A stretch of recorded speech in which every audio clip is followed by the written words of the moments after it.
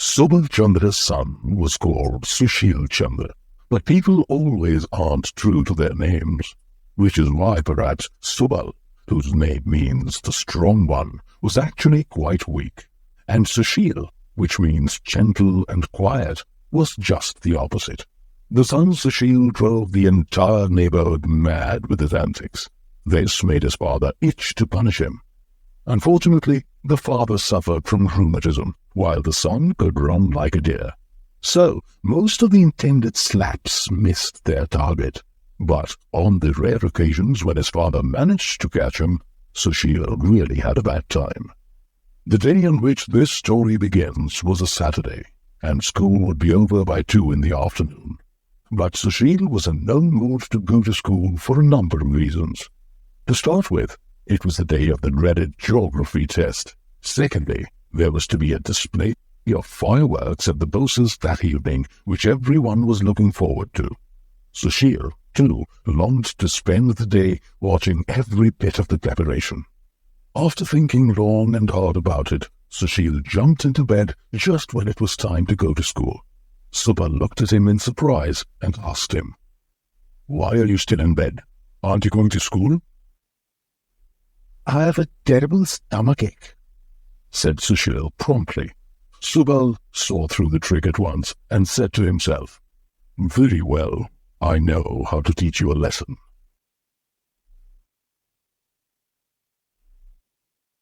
He turned to Sushil. "A stomachache, eh? You'd better stay in bed then. You are not to go anywhere. I had bought some lozenges for you, but you'd better not have them. Just lie down quietly while I go and prepare a brew for your stomachache." Subal locked his son in and went off to prepare a bowl of a really bitter brew. Sushil was in a quandary. He loved lozenges and loathed the brews his father made, and he was dying to go to the Boses. But now there seemed to be no chance. When Subal returned to the room with a big bowl of bitter brew, Sushil jumped out of bed saying, "I am fine now. My stomachache is gone. I'm going to school." "You are not going out anywhere today," said Subal. "Drink this and lie here quietly for the rest of the day." He forced the brew down Sushil's reluctant throat, locked the door from outside, and left. Sushil burst into tears and wept buckets the whole day long. He told himself, "If only I could be as old as my father, I'd be able to do whatever I wanted to." Subal sat outside and thought, "My parents pampered me so much when I was young. I could never study as much as I ought to have done. If only I could be young once again, I'd spend all my time studying hard." And it so happened that the goddess who grants wishes was passing by just then. She heard both Subal and Sushil and decided to grant them both their wishes. Appearing before Subal, she said, "Tomorrow morning, you will be as young as your son." To Sushil, she said, "From tomorrow, you are going to be as old as your father." Both father and son were delighted. Usually, old Subal could never get any sleep towards the early part of the night, but around dawn he was fast asleep and slept late. But when the sun rose the next morning, he almost jumped out of bed and discovered that he had grown quite small.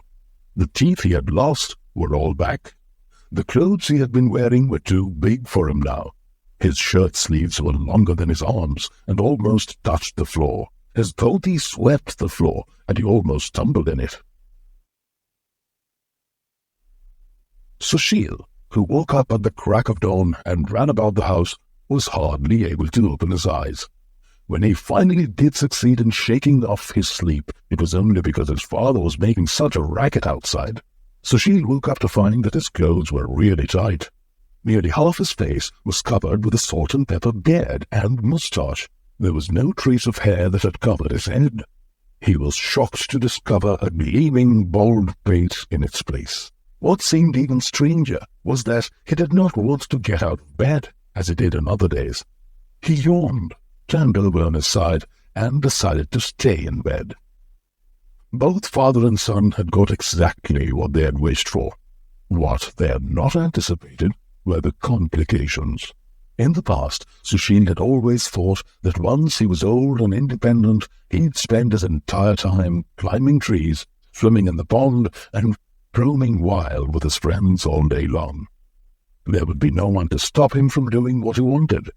When he woke up that morning, he felt no urge to climb trees. He spread a mat on the veranda and sat there lost in thoughts. Finally, he decided that he should not give up the things he was fond of. He stood up and decided to try his usual antics. He went to a nearby olive tree and made several attempts to climb it. He was astounded to find that climbing a tree was beyond him now. After several attempts, he hung on to one of the lower branches, which gave way under his weight and broke into two. He lay flat on the ground. Passers-by were amazed to see an old man trying to climb a tree, and when they saw him rolling on the ground, they burst out laughing. Sushil's friends, who had played with him just the previous evening, took one look at the grouchy old man and ran for their lives. They had no idea that it was Sushil himself. Sushil used to think that the moment he was old and independent, he would play with his friends all day long. But now the very sight of Gopal, Akshay, Harish, and Nanda put him in a bad mood. He hated the thought of their noisy games and did not want them to disturb him. You would remember, of course, that once upon a time, Subal had told himself that if he ever got back his lost childhood, he would lock himself up in his study and pore over his books all day long. Now that he was young again, he hated the very thought of studying or going to school. Sushil was very angry with him and said, "Father, aren't you going to school today?" Subal looked down, scratched his head, and said, "I can't. I've got a stomachache." "Stomachache?" said Sushil angrily. "Don't try your tricks on me. I used to get a similar stomachache to avoid going to school." Sushil had known so many different ways of playing truant, and the memory was still so fresh in his mind that it was quite impossible for his poor father to fool him. Sushil forced his young father to go to school. When Subal returned in the evening and longed to go out and play, it was time for old Sushil to wear his glasses and read the Ramayana aloud to himself. Subal's noisy presence disturbed him, so he made Subal sit in front of him and do the sums. He selected such tough and complicated problems that it took his young father more than an hour to solve just one of them. In the evening, Sushil played chess with the old men in the locality. Sushil was particularly careful about food. When his father Subal was an old man, he had a lot of digestive problems. The slightest overeating would bring in an attack of acidity. Sushil remembered it very well and stopped his young father from eating his fill. Subal, on the contrary, was perpetually hungry these days and felt he would be able to digest even a piece of stone. However, Sushil just would not allow him to eat normally, and Subal remained hungry. He started losing weight and grew thin. Old Sushil also had his own problems. He soon realized that nothing of what used to be his second nature suited him anymore. The irregular hours gifted him a cold cough and severe body ache, and he had to remain in bed for 3 whole weeks. Young Sushil had loved to take his daily dip in the pond, but the moment he tried it now, his rheumatism increased so alarmingly that he had to see a doctor for 6 months. He now bathed at home in warm water, and that too on alternate days, and refused to let Subal bathe in the pond as well. He would pick up the comb by mistake to comb his hair, and end up scratching his bald pate.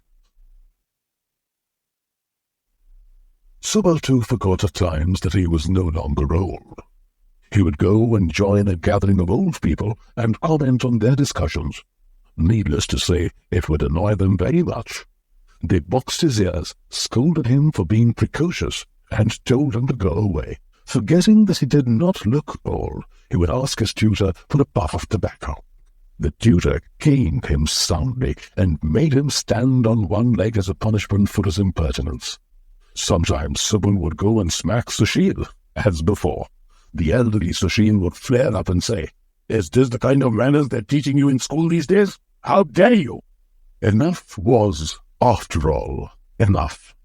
Subal now prayed with all his heart that he might regain his lost age and independence, which he had been foolish enough to pass on to Sushil. Sushil too prayed earnestly that he might become young once again and play around with his friends the way he used to. The goddess who grants wishes heard them both. "Well," she said, appearing before them, "are you satisfied?" Yes, indeed we are," cried both father and son, falling at her feet. "Please change us back to what we used to be once again." "Very well then. Said the goddess. That's what will happen when you wake up tomorrow morning." The next day, Subal woke up as an old man, and Sushil found himself young once again. Each of them felt that he had just woken up from a bad dream. Subal raised his voice and asked, "Sushil, why aren't you studying your grammar aloud?" Sushil scratched his head and replied, "Father, I have lost my book.